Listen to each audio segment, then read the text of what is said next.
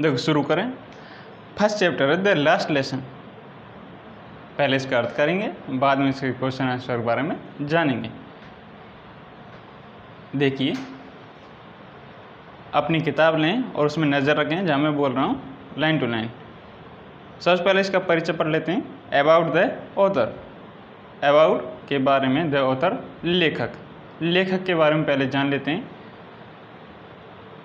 जो first chapter है the last lesson, इसके लेखक हैं Alphons डोडेट।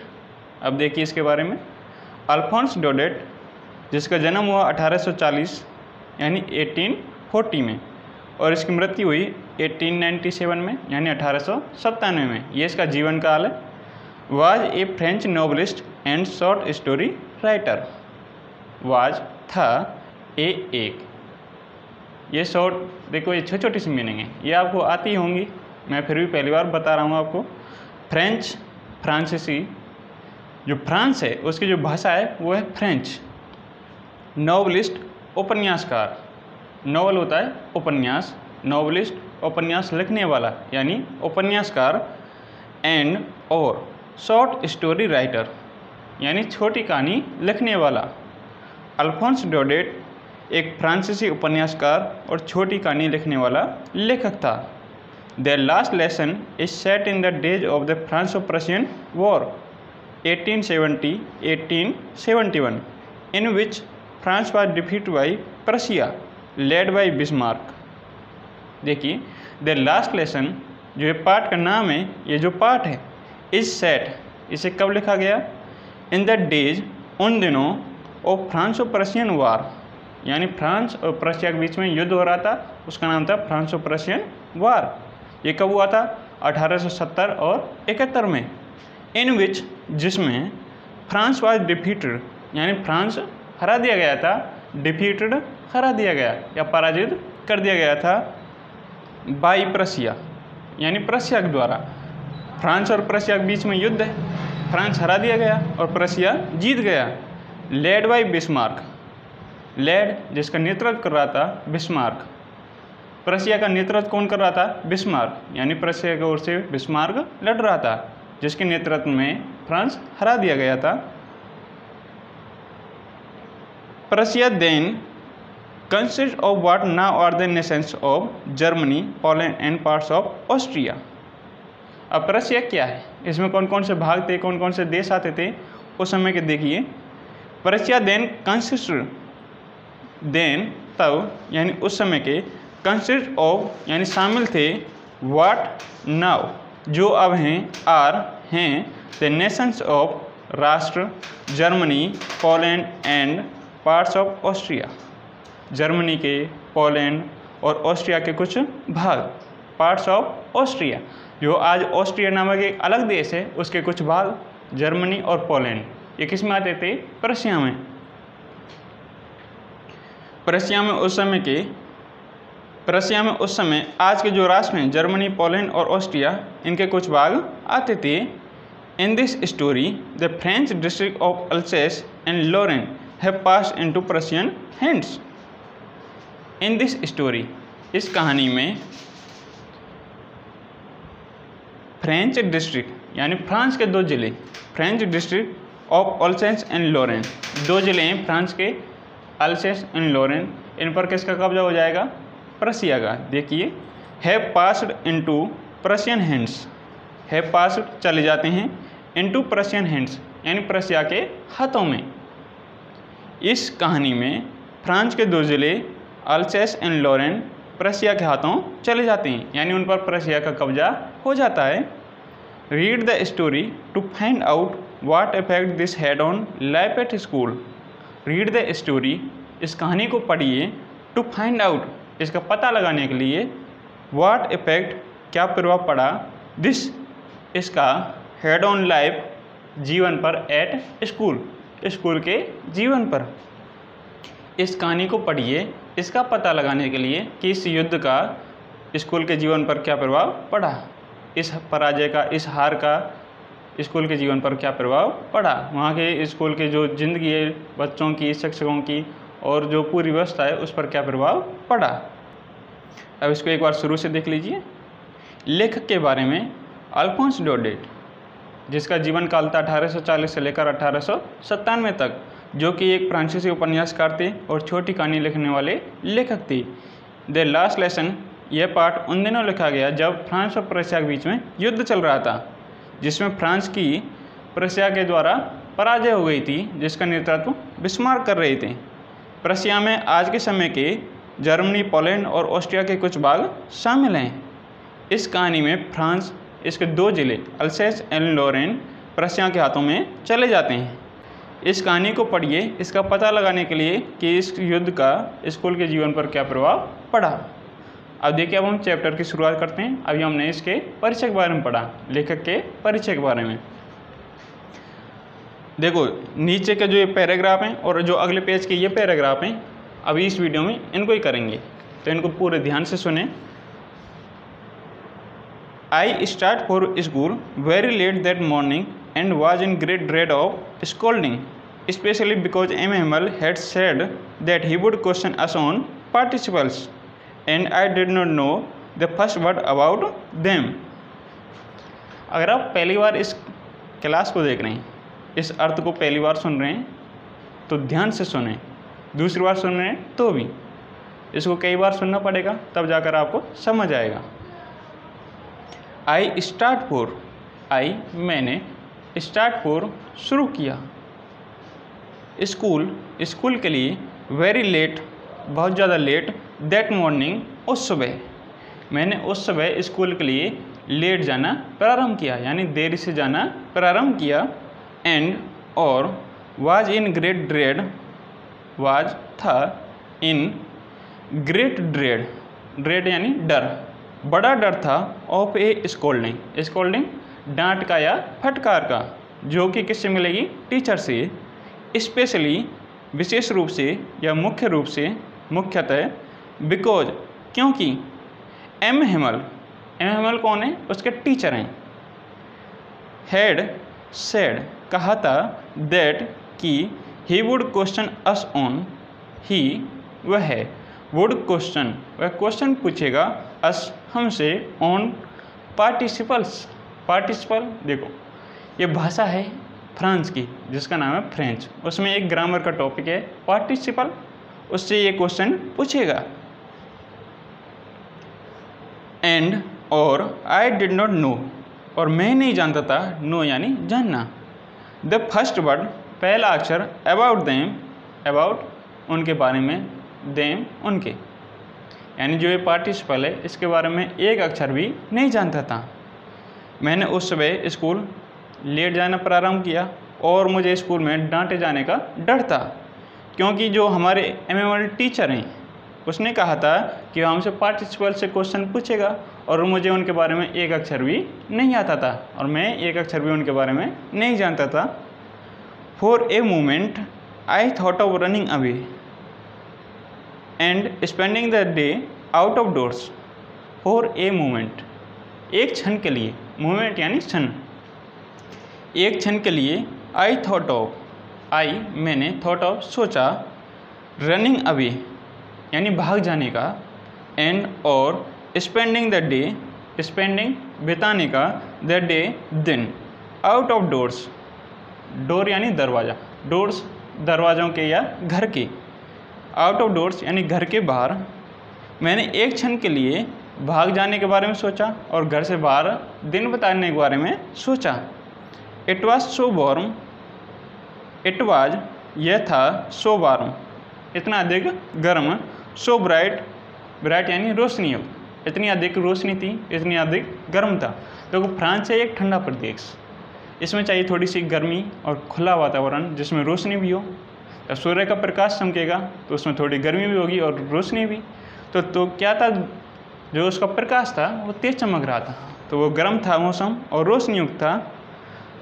The birds were chirping at the edge of the woods, the birds यानी पक्षी, वर थे, चर्पिंग चहचा रहे थे, at the edge of the woods, edge यानी किनारे, ऑफ द बुड्स, बोर्ड होता है लकड़ी।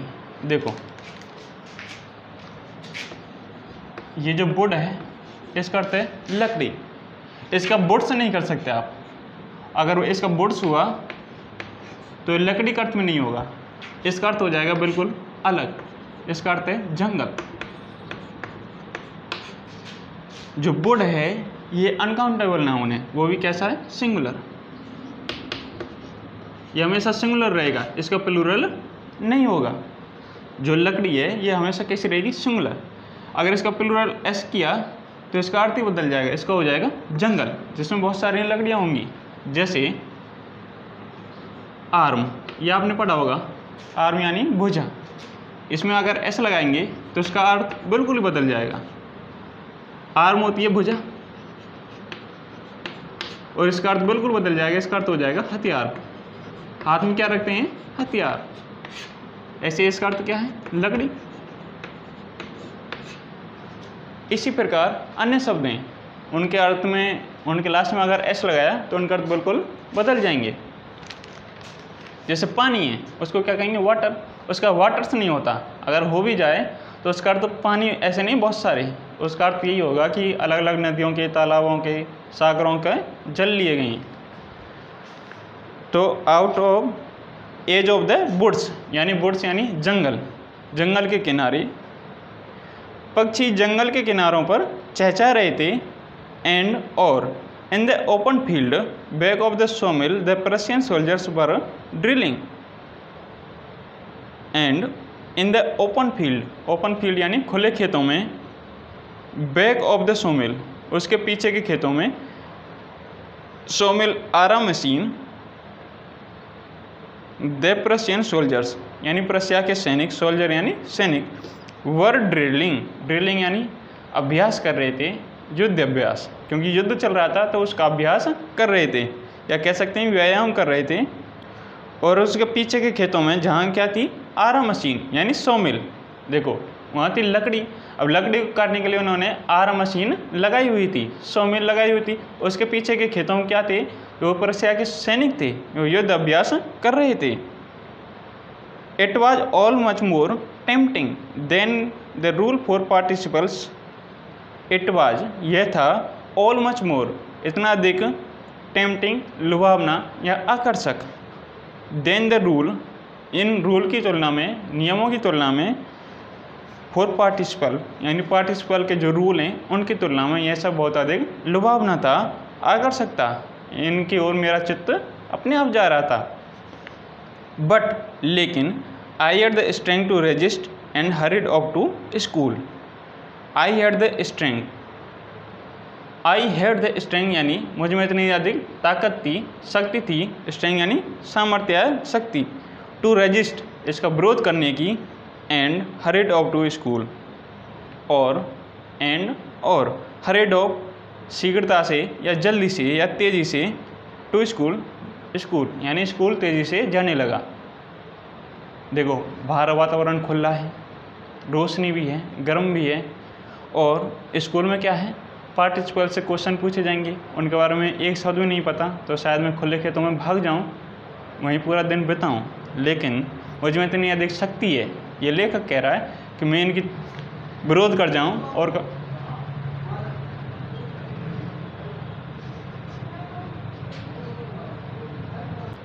हाँ, मुझ में इतना अधिक शक्ति है, सामर्थ्य है कि मैं इसका विरोध करूं और स्कूल जाऊं। तो इसका एक बार और सुनिए।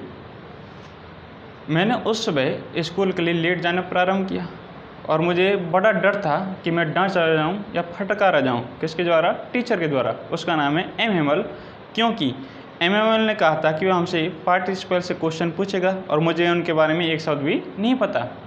एक क्षण के लिए मैंने भाग जाने के बारे में सोचा और घर से बाहर दिन बिताने के बारे में सोचा। यह इतना अधिक गर्म था, इतना अधिक रोशनी युक्त। पक्षी जंगल के किनारों पर चहचहा रहे थे। खुले खेतों में आरा मशीन के पीछे प्रशिया के सैनिक युद्ध अभ्यास कर रहे थे। यह पार्टिसिपल के रोल की तुलना में बहुत अधिक लुभावना था, लेकिन मुझ में इनका विरोध करने की शक्ति थी और मैं स्कूल तेज़ी से जाने लगा। अब देखिए आगे। When I passed the town hall, there was a crowd in front of the bulletin board.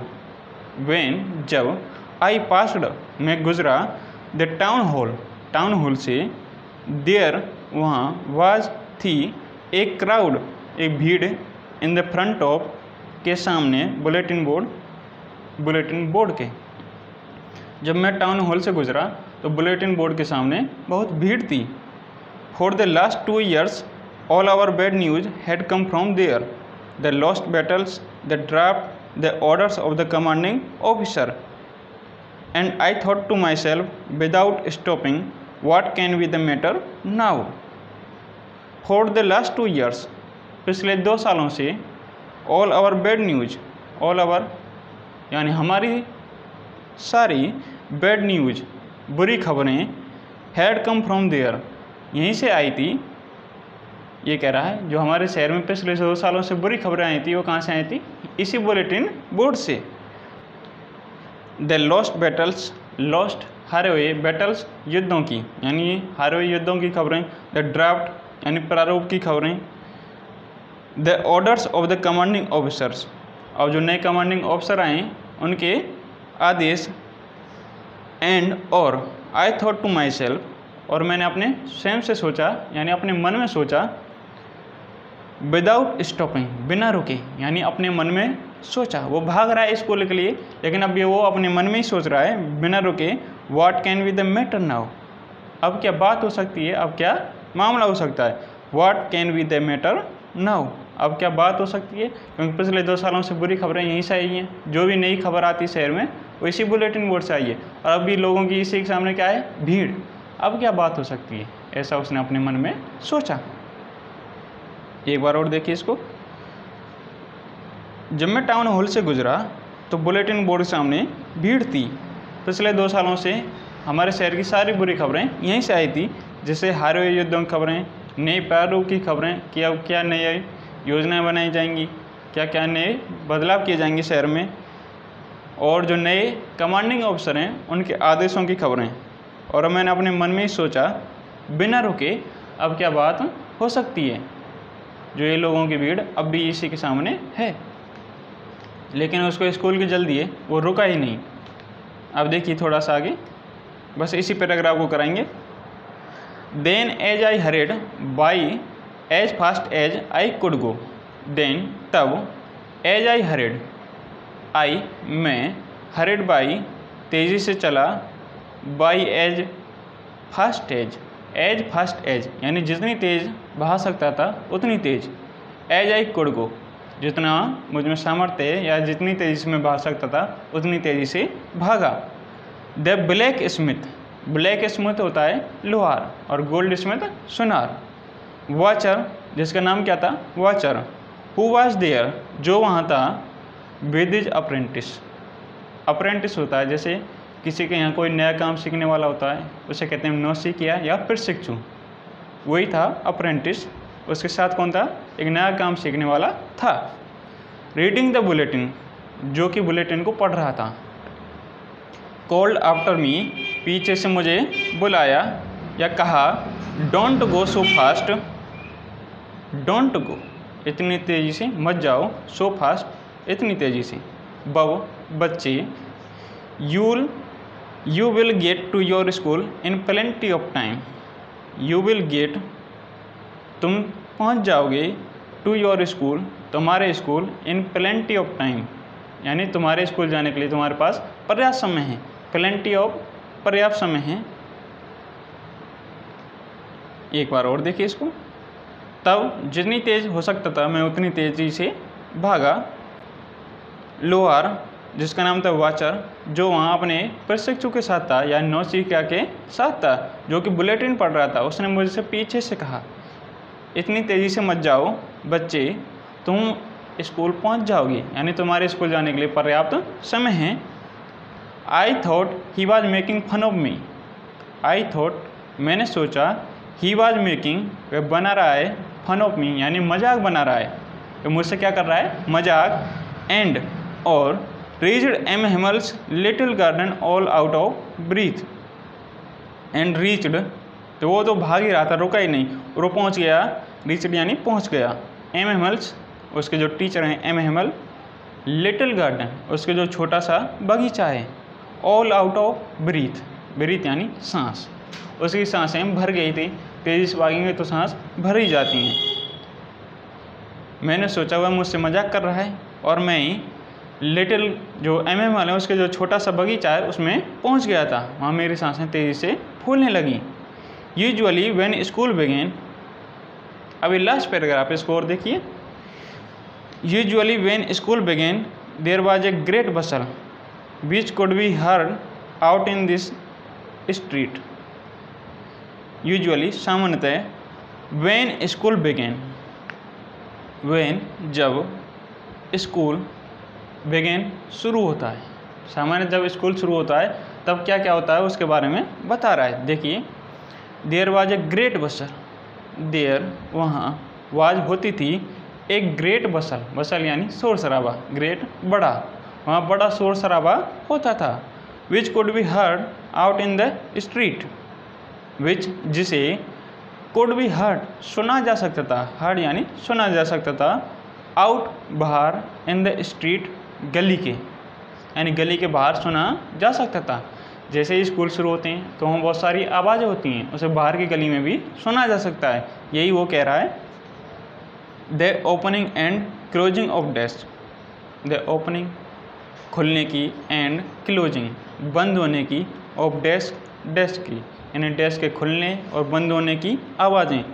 Lessons repeat in unison, lessons यानी पाठों की, रिपीटेड दोहराए जाना, इन यूनिसन, यूनिसन यानी एक सुर में, एक आवाज़ में, पाठों को एक सुर में दोहराए जाने की आवाज़।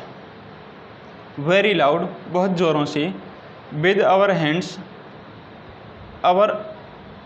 With our hands over our ears to understand better, यानी बहुत तेज़ आवाज़ें होती थी जिसे सुनने के लिए हमें आवर ईयर्स जो हमारे कान हैं उनको आवर हैंड्स हमारे हाथों से ढकना होता था उस आवाज़ को समझने के लिए, इतनी तेज़ आवाज़ होती थी। टू अंडरस्टैंड बेटर, यानी जब स्कूल शुरू होते थे, जब बच्चे एक सुर में किसी पाठ को दोहराते थे तो बहुत तेज़ी से आवाज़ होती थी, बहुत तेज़ आवाज़। उसको अच्छे से समझने के लिए हाथों को कानों के ऊपर इस प्रकार रखते थे जिससे कि हम अच्छे से समझ पाएँ। And the teachers great ruler, teachers great ruler यानी टीचर की ग्रेट बड़ी, रूलर छड़ी। Rapping on the table, rapping खटखटाने की आवाज़, ऑन द टेबल टेबल की।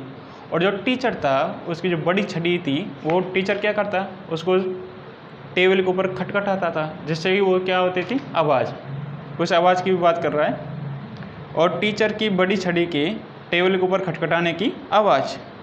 But now it was also still, but लेकिन, नाउ अब, इट वाज ऑल्सो स्टिल यह बिल्कुल शांत था, स्टिल शांत, लेकिन अब यह बिल्कुल इतना अधिक शांत था जो यह सब इससे पहले कभी नहीं हुआ।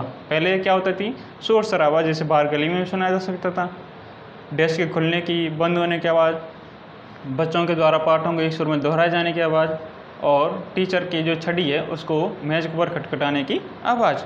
लेकिन आज ऐसा कुछ भी नहीं था, यह बिल्कुल शांत था। I had counted on the commotion to get to my desk without being seen. I had counted, counted on यानी काउंट होता है गिनना, लेकिन काउंटेड ऑन इकट्ठा किया, एकत्रित किया, कमोशन साहस, टू गेट प्राप्त करने के लिए, टू माई डेस्क यानी डेस्क तक पहुंचने के लिए, विदाउट बीइंग सीन बिना किसी के दिखाई दिए, यानी कोई मुझे देखे नहीं, मैं अपनी डेस्क तक पहुंच जाऊं, इसके लिए मैं अपना साहस इकट्ठा किया। बट लेकिन, ऑफ कोर्स वास्तव में, that day everything had to be as quiet as Sunday morning.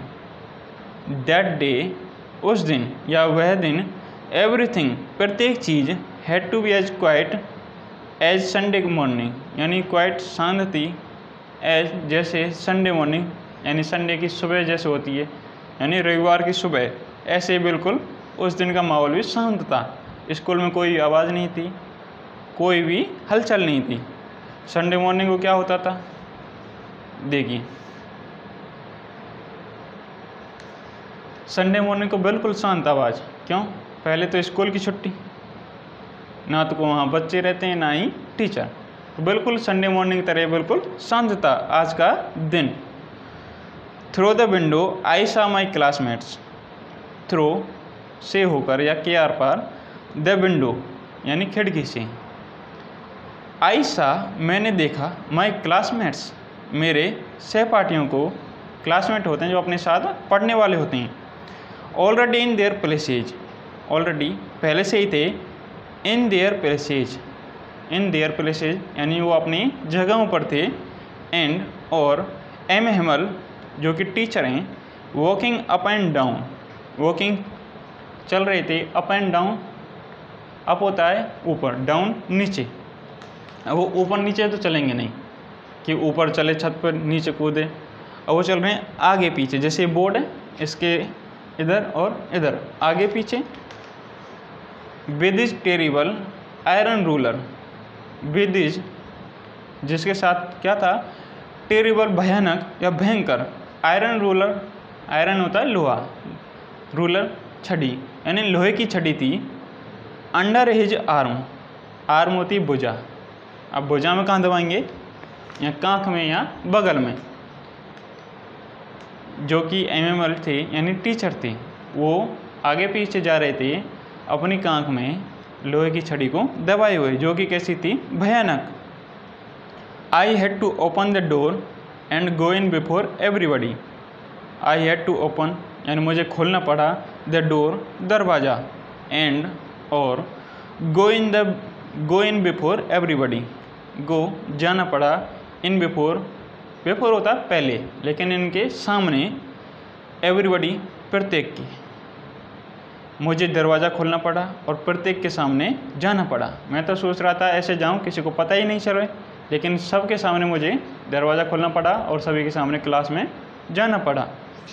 You can imagine how I blushed and how frightened I was, you can imagine तुम कल्पना कर सकते हो, इमेजिन यानी कल्पना, हाउ आई ब्लश्ड, ब्लश्ड यानी शर्मिंदा, कि मैं कितना शर्मिंदा हूँ, हाउ आई ब्लश्ड, ब्लश्ड होता है शर्मिंदा यानी मैं कितना शर्मिंदा होऊंगा, एंड और हाउ फ्राइटन्ड, फ्राइटन्ड यानी डरा हुआ, आई वाज मैं, तुम कल्पना कर सकते हो कि मैं कितना शर्मिंदा और कितना डरा हुआ होऊंगा।